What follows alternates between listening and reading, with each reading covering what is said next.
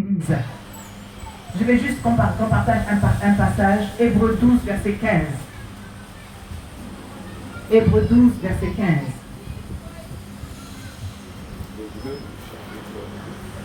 Hébreux 12, verset 15. Premier lecteur qui trouve. Hébreux 12, verset 15 dit ceci. Je lis la parole du Seigneur avec respect et considération. Veillez à ce que personne ne se prive de la grâce de Dieu, à ce qu'aucune racine d'amertume produisant des rejetons ne cause du trouble et que beaucoup en soient infectés. Amen. Voilà ce que la Bible dit. Veillez, surveillez, faites attention à ce que personne ne se prive de la grâce de Dieu. Ça veut dire que Dieu nous donne la grâce gratuitement, mais on peut s'en priver.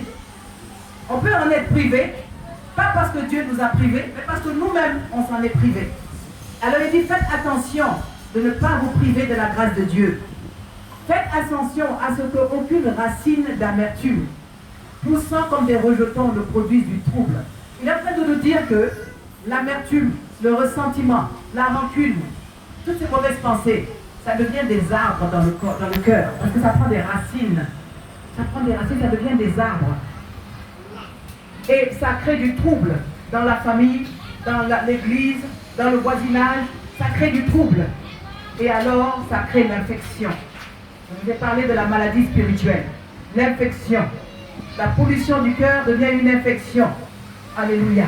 Amen. Alors, refuse de laisser.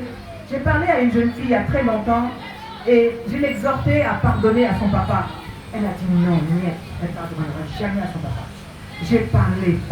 Je te parle il y a plus de 15 ans de cela. J'ai parlé. Elle dit non, maman, mon papa, ce qu'il m'a fait, je ne peux jamais lui pardonner. Son cœur était dur comme une pierre.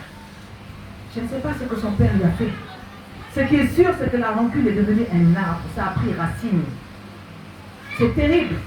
Et si elle meurt avec ça, c'est pour aller en enfer pour l'éternité. Parce que Dieu ne peut pas pardonner quelqu'un qui ne pardonne pas aux autres. C'est impossible. Dieu est dans sa parole.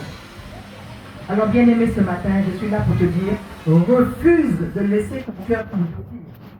Refuse, quel que soit le mal qu'on t'a fait, refuse cela. Refuse de laisser ton orgueil endurcir ton cœur. Parce que ton cœur est la cible du diable. Le diable cible ton cœur, parce qu'il sait que c'est dans ton cœur qu'habite Jésus.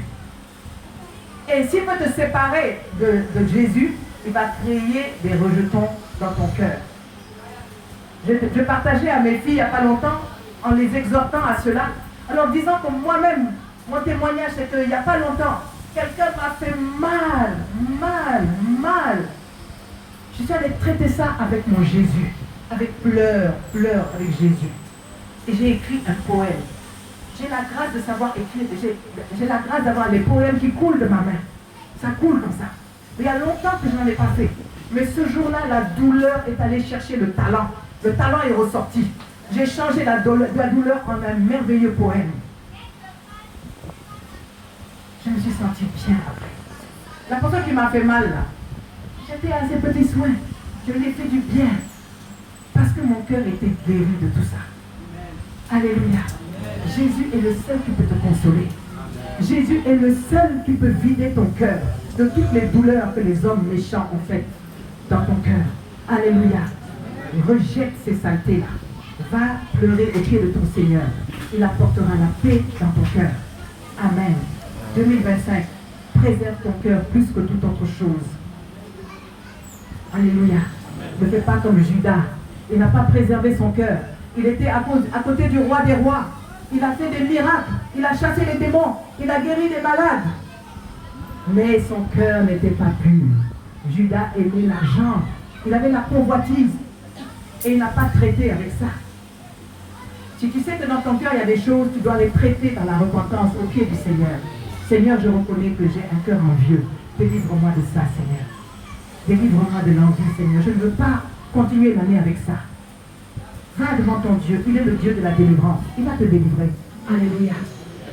Alléluia. Il dit, celui qui confesse ses péchés il lui pardonne. Et le sang de Jésus le purifie de toutes ses iniquités. Alléluia.